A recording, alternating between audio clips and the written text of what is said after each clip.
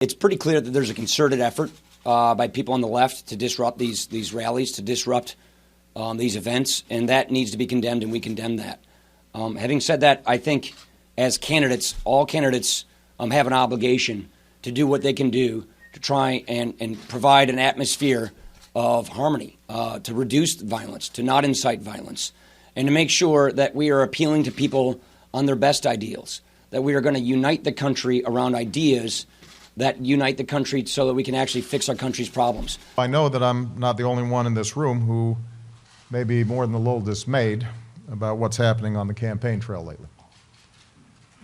We have heard vulgar and divisive rhetoric aimed at women and minorities, at Americans who don't look like us or pray like us or vote like we do. We've seen misguided attempts to shut down that speech, however offensive it may be. We live in a country where free speech is one of the most important rights that we hold. In response to those attempts, we've seen actual violence. And we've heard silence from too many of our leaders. Speaker Ryan, I appreciated the words on this topic that you shared with us this morning, but too often we've accepted this as somehow the new normal.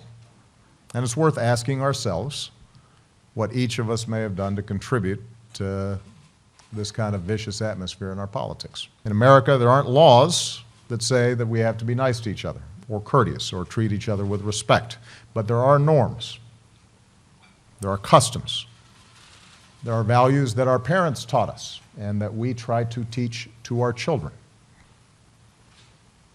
to try to treat others the way we want to be treated. The notion that kindness breeds kindness.